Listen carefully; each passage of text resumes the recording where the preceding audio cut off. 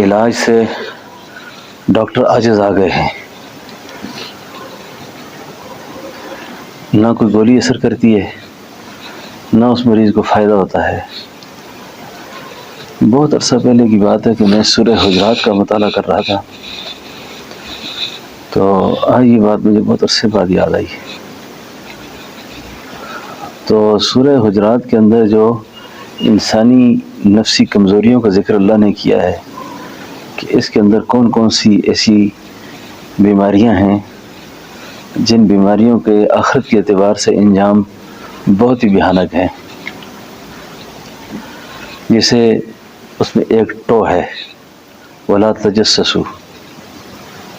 یہ ٹو ایک بیماری ہے نا، دیکھو کیا کر رہا ہے۔ اس بیماری سے پیچھے اتنی بیماریاں ہیں کہ آدمی پتہ نہیں کہاں سے کہاں تک چلا جاتا ہے، اسی کے نتیجے میں یہ الزام لگاتا ہے، بہتان لگاتا ہے، تہمت، یہ جتنے مسائل پیدا ہو جاتے ہیں نا۔ اس پہ غور کرتے کرتے اس وقت میرے دل میں ایک بات آئی کہ مریض ڈاکٹر کے پاس جب جائے تو کئی ڈاکٹر کہتے ہیں جی کہ آپ کے لیے سرخ گوشت کا استعمال ٹھیک نہیں ہے، آپ سرخ گوشت نہ کھایا کریں، آپ سفید گوشت کھایا کریں، اس میں یہ ہوتا ہے، اس میں یہ ہوتا ہے۔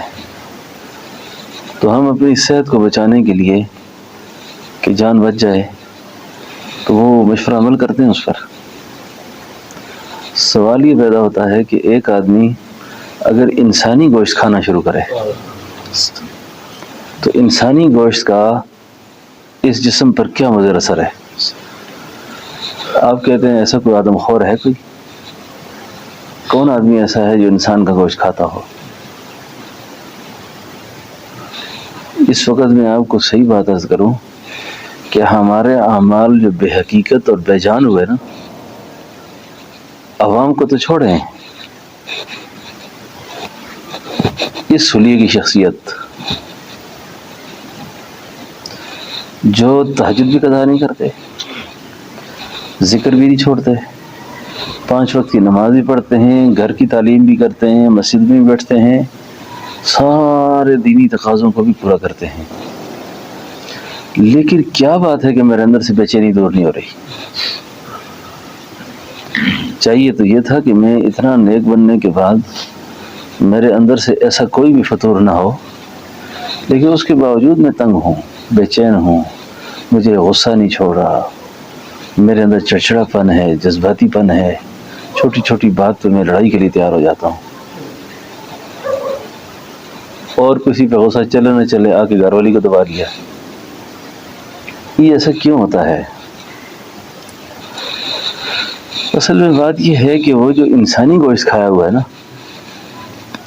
وہ انسانی گوشت رگوں میں داخل ہو گیا ہے، وہ خون میں مل گیا ہے، وہ جسم کا حصہ بنا ہوا ہے۔ اس بات کو بالکل کبھی کسی مسلمان کو غیر اہم نہیں سمجھنا چاہیے کہ میرا اس طرح کا اشارہ، یعنی آنکھ کے اس کنارے کے ساتھ ہی اس طرح کر دینا نا، یہ سڑیا گورا دیتا، دیکھو اس کو، بظاہر تو کیسی بات ہے یہ؟ اچھا یہ کام کون کرتا ہے؟ یہ مسجد میں ہم جو 3 دوست بیٹھتے ہیں نا، ہم تینوں میں سے جب ایک اٹھتا ہے نا، ہم 2 اس کے پیچھے لگ جاتے ہیں۔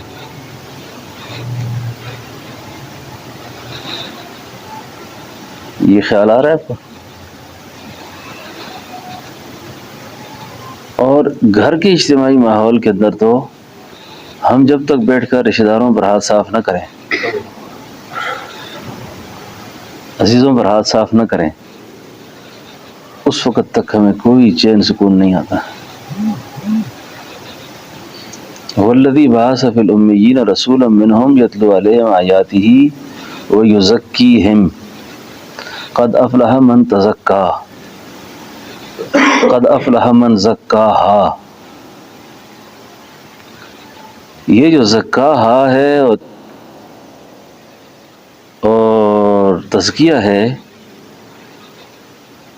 آپ تہجد نہ پڑھیں، اشراق نہ پڑھیں، اوابین نہ پڑھیں، تسبیحات نہ کریں، خدا کا کوئی سوال نہیں آپ سے، کیوں نہیں کیا؟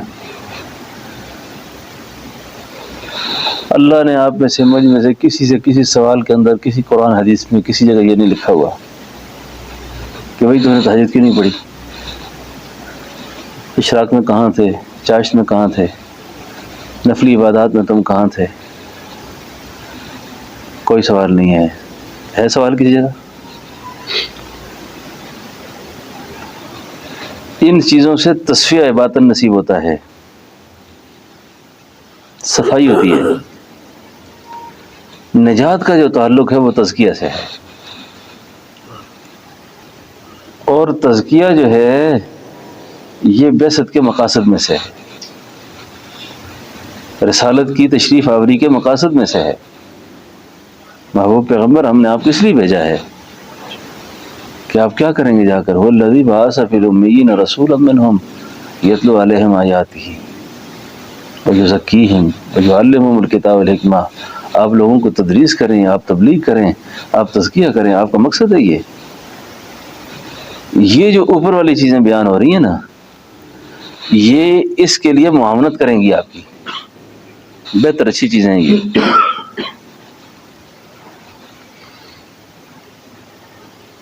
لیکن آپ کی بندگی کے تقاضے کب پورے ہوں گے؟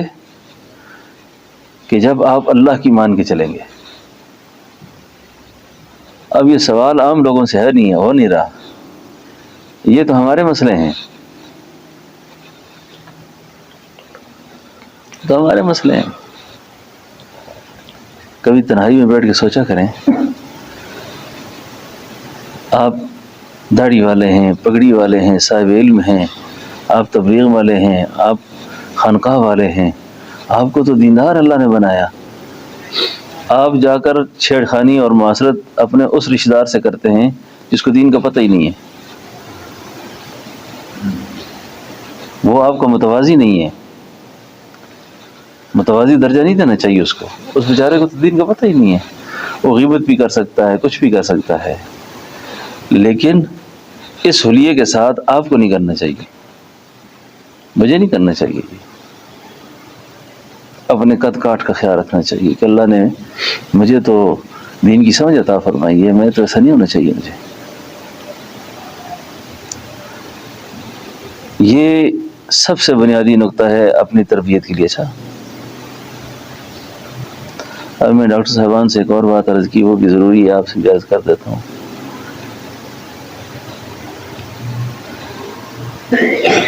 یہ سارے علماء بیٹھے ہوئے ہیں، یہ کوئی آدمی تعویذ کا ہدیہ دیتا ہے نا، دم کا ہدیہ دیتا ہے،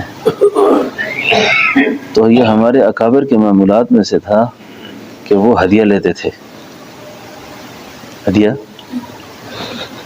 اور اپنے وقت کی بعض بزرگ اجرت بھی مانگتے تھے، یار میں وقت دے رہا ہوں اور میرا کوئی کام نہیں ہے،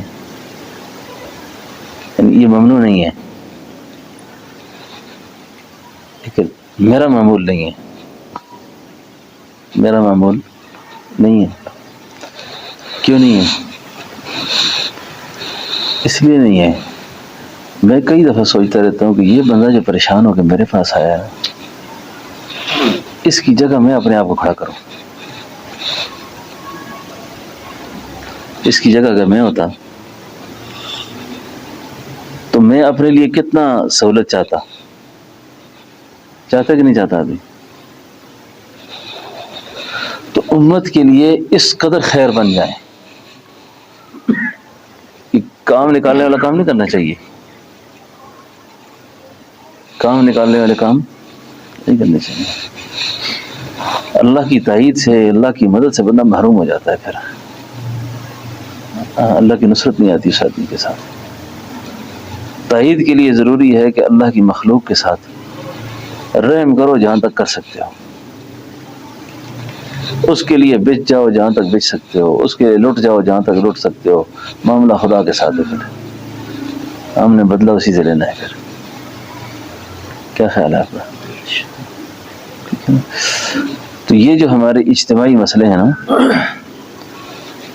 اس میں آپ کی تحقیر بھی نہیں کر سکتے، پھر کسی کی غیبت بھی نہیں کر سکتے، جھوٹ بہتان الزام یہ ساری چیزیں آپ سے پھر اللہ تعالیٰ واپس کر دیں گے کہ آپ کو اللہ صحیح کر بندہ کر کے اٹھائیں گے کہ اس کے اندر میری مخلوق کے ساتھ شفقت ہے، رحم ہے اس میں. بات سمجھے نا جی؟ اسلام کا جو مزاج ہے نا، اللہ کے حبیب علیہ السلام کا جو مزاج ہے، دعوت کا جو مزاج ہے، تبلیغ کا جو مزاج ہے، انسانیت کو جو فروغ دیا، انسانیت دنیا میں ہدایت پھیلی،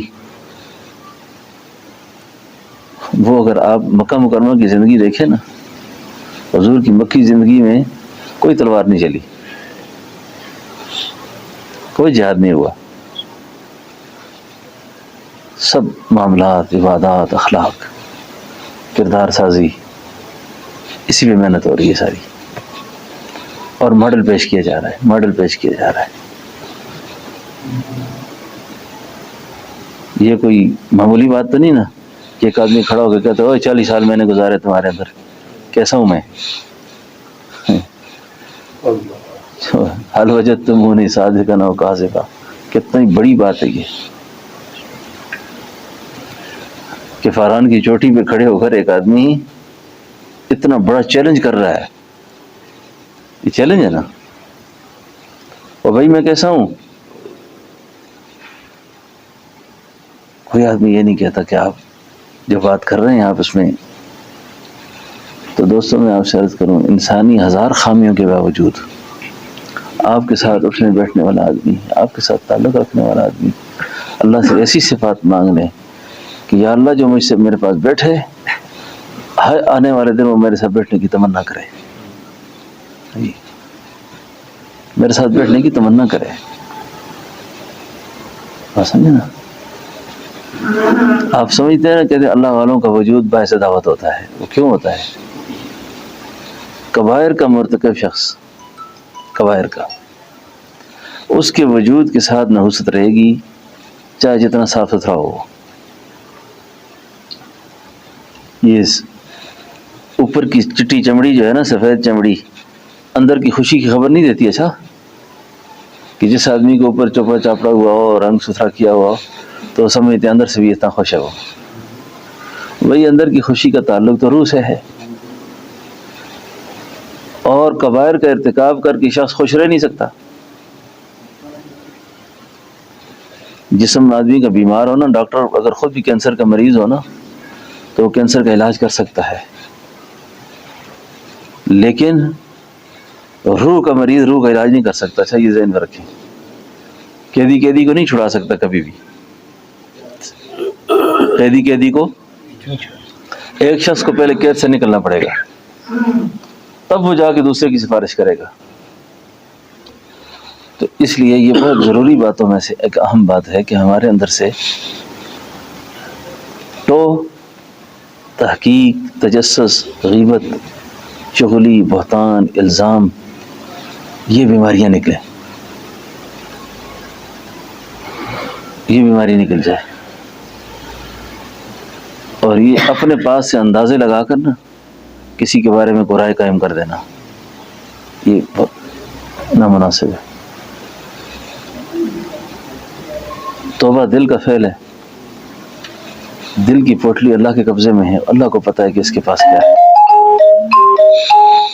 اللہ کو پتہ ہے.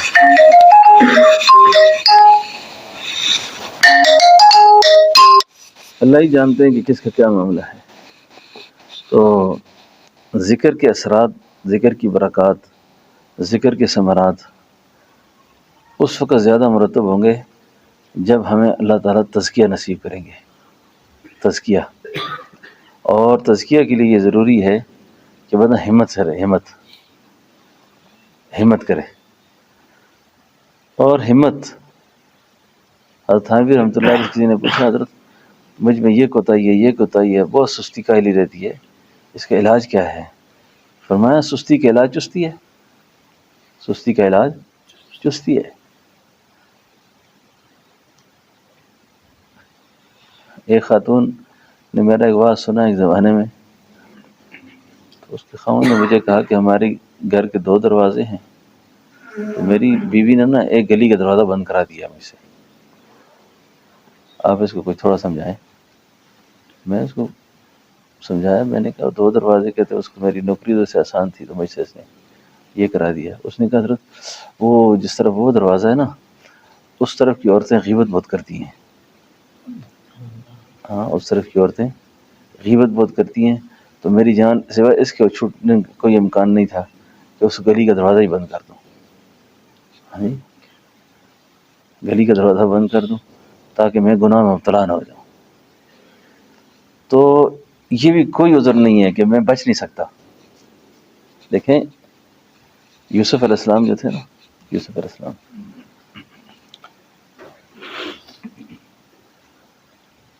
کتنا بڑا پیغام ہے اس عورت کی طرف سے, ہے تلک قال معاذ اللہ, نہیں کر سکتا. عورت گناہ کی دعوت دے رہی ہے, دعوت دے رہی ہے, اور ماحول اتنا سازگار کیا اس نے کہ 7 تالے لگا دیے کہ نکل نہ سکے. اب اگر یوسف علیہ السلام یہ دیکھتے بھی تالے پڑے ہیں, میں جا نکل نہیں سکتا کہیں, اب وہ جو تدبیر اختیار کرتے ہیں اور ہمت کرتے ہیں نا تو ایک تالے کو ہاتھ لگاتے ہیں. تالا چابیوں کے بغیر تو نہیں کھلتا نا, لیکن اب کیوں کھل رہا ہے؟ دوسرے کو لگایا, تیسرا, یہاں تک کہ سارے تالے کھل گئے. اور یوسف علیہ السلام زلیخا کے مکر سے بچنے میں کامیاب ہو گئے. ہمت کی ہے نا, ہمت, ارادہ کیا کہ یا اللہ میں نہیں چاہتا کہ میں کسی گناہ میں مبتلا ہو جاؤں. اور اس غیبت سے, بدکاری سے, الزام سے, یا جتنی بھی انسانی بیماریاں کمزوریاں لگتی ہیں آدمی کو, اللہ تعالیٰ کسی کی حفاظت کرتا ہے نا تو حفاظت کرنے کے بعد بھی اللہ کا پیغمبر ایک بڑی خوبصورت بات کرتا ہے, اللہ اس کو قرآن بنا دیتا ہے, قرآن کا حصہ بنا دیتا ہے. اس کا 13ویں پارے کا شروع ہے, وما ابرئ نفسی ان النفس لامارۃ بالسوء الا ما رحم ربی. میں نفس کی برائی سے ہرگز نہ بچ سکتا تھا اگر مجھ پر اللہ کا رحم نہ ہوتا, اللہ کے فضل نہ ہوتے میرے ساتھ. تو یہ ساری کہانی جو میرے ساتھ پیش آ رہی ہے یہ فضلوں کی وجہ سے ہوئی ہے. اللہ جل شانہ سے ان بیماریوں کے حوالے سے بھی نا بیٹھ کے فکر کر کے سوچ کے دعائیں مانگا کریں, اللہ یا اللہ میری زبان, میری اعضاء و جوارح کسی کے لیے غلط استعمال نہ ہو, اور جیسے میں نہیں چاہتا اس طرح کوئی بھی نہیں چاہتا. آپ یہ جانور ہے نا, جانور بھی عزت نفس رکھتے ہیں سر, یہ جانوروں کی بھی عزت ہوتی ہے پوری, یہ بھی پورا خیال رکھتے ہیں. ان کے ساتھ بھی اگر کوئی تھوڑی گڑبڑ کرے نا تو یہ پھر اس کے ہاتھ سے چارہ بھی نہیں کھاتے, اس کے ہاتھ کی چیز نہیں کھاتے کہ اس آدمی نے میرے ساتھ اتنی عقل اللہ نے اس کو بھی دی ہے. تو کسی آدمی کو کوئی آدمی بیوقوف اور سادہ نہ سمجھے کہ اس کی عزت نفس نہیں ہے, یا اس کو پتہ کچھ بھی نہیں ہے. ہر آدمی عزت نفس رکھتا ہے اور وہ چاہتا ہے کہ مجھے عزت ملے, اور عزت چاہنا کوئی گناہ بھی تو نہیں ہے نا. وزیر بننے کی تمنا گناہ نہیں ہے تو ہے گناہ کیوں جی؟ یوسف علیہ السلام نے نہیں کہا کہ مجھے مصر کا وزیر خزانہ بناؤ, ہاں, تاکہ میں معیشت ٹھیک کروں یہاں کی, کیوں جی فضل بھائی؟ ہاں, بڑا ٹھیکیدار بننے کی یا بڑا روڈ کا منصوبہ ہو یا کوئی وزیر شزیر بننا ہو تو یہ منع تو نہیں نا, اس کی یہ عزت نفس آدمی چاہتا ہے نا. تو یہ چیزیں بزرگی کے خلاف نہیں ہوتی. تو خیر بار علی تو الگ باب ہے, تو اللہ جل شانہ سے اس کی توفیق مانگتا رہے آدمی. ربنا تقبل منا انک انت السمیع العلیم.